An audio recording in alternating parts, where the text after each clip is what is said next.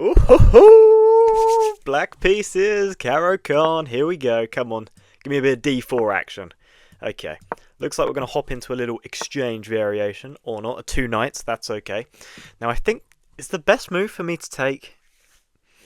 I think the best move is for me to take, and then knight takes, and then I don't even know what I play. What the hell, man? I'm so used to people taking. Maybe e6 is the move, but do I really want to be trapping my light squared bishop? It just feels a little bit redundant to do that. Maybe I get the bishop out first. But then bishops before knights? I don't know, guys. I don't know. Who knows? Not me. I've got a coffee with me. It's my Crystal Palace mug because we're in the FA Cup final, 2 days away. Or I guess when you're watching this video, it's already happened, actually. That's terrifying. That's absolutely terrifying. God, I really hope we won. If we didn't win, I need some condolences in the comments. Okay, now we get this move e5. So we're getting like a delayed advanced after the two knights. I don't know, this is a strange looking position. I'm going to play c5 right away, so if they play c4 I can take. Develop my knight as well. c5 just makes a world of sense. Now I'm not sure what my opponent really goes for here. They get the bishop out, so I'm going to develop my knight, and if they take, I know I'm double stacking my pawns, but it just means we'll have a monster push in the centre. It's not an issue. Okay, so queen's going to come out to a5 now, forcing them to take. Though I don't think that's actually a good move after they've castled. So that's interesting. I think this is an inaccuracy. I've played that very quickly just because I remember that queen a5 is a move in a lot of advanced variations, but this is like no other. Okay, well I'm just going to play e6 then, looking to put my knight on this square, so then if they take I could take back with the knight. But we'll see, we'll see. Obviously if they move this knight at any point, like here, they would just lose their queen because it's currently pinned. If they play here, I just pick up this pawn. And there's no way of them trapping my queen, is there? No, because I can always just hop back in here. Marvellous. I think we're in an okay position. If they opt to take, obviously I take back with this pawn. My idea is to develop this knight. If the bishop just backs away, then this square on f5 is an ideal spot for this knight. Just because you control so many of the central squares in the opponent's position, so it's absolutely gorgeous. Okay, they look to break open in the centre.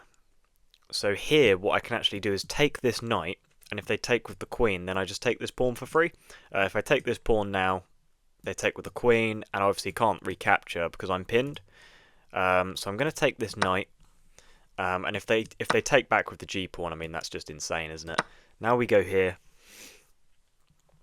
winning a pawn. They'll win it back relatively quickly anyway. Hang on, this is just insane actually. They can't really move this knight because of mate. You know how bad it is that I didn't actually even realise that. So I can in fact just take.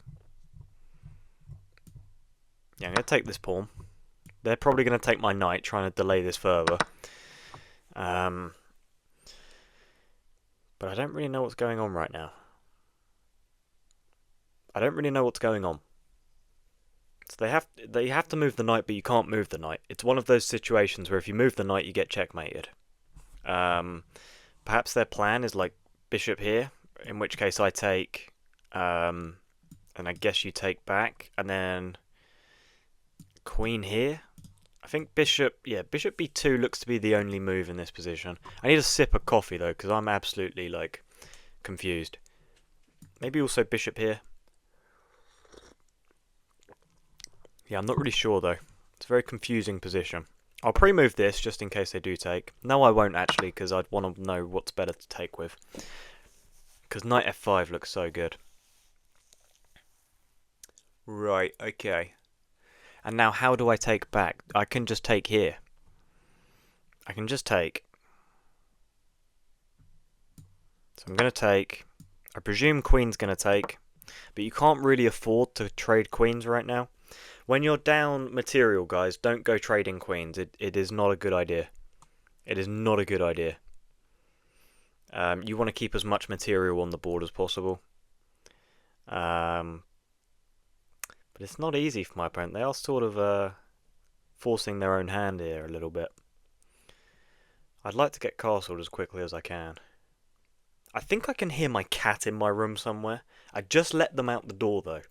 So unless they've looped all the way around the house and back in through my window, which is how it gets in the house, I don't think it can be in here. So maybe there's some other animal in here. I don't know who that could possibly be. Okay, so queens stay on the board, guys. Is my opponent threatening anything? No, they are not. So I could just play knight f5 right away. Looks pretty good. But then we get like quite an awkward trade of this bishop. So maybe I delay doing that for now. And just play a6. a6 takes. Oh my god, my cat is in my room. I don't know how she did that. Don't come up on my desk, please. Okay, because you're going to knock everything. And I'm having a wonderful game right now. So stay away from me, cat. Please, just for 5 minutes. I'm going to play a6. This cat is so distracting. You guys cannot currently see the cat, but the cat is there, I swear. I swear to you guys, the cat is there. Okay. a6, I believe... well, I guess you could go here, actually, but why would you do that? I don't know why you'd do that. I feel like a trade is optimal here, sir. I fear the trade is optimal. And the trade would really benefit me. And I would take back with the pawn so I could play c5, blocking this dark squared bishop. Oh, yes. Take back with the pawn so I can play c5 at some point. That's my plan, anyway. That's my plan. Okay. Man, this is very frustrating. Because I really would love to play here. But I guess the trade of bishops is fine. I guess it is fine, isn't it, really? But it's just like, how do I take back? I'm not sure. I'm not sure. Probably with the king, I guess. Okay, the rook moves to an open file. Which is a bit of an interesting move, because now after these trades... I presume they want to get their rook on this square, but why? I don't know why. Okay, so... This knight is very, very valuable, but I feel like it's not as valuable as what this bishop will be on this square. So we're going to put the bishop on this square. Okay, so they hit my queen. Could go here, offering a queen trade. But then when they play here, I castle.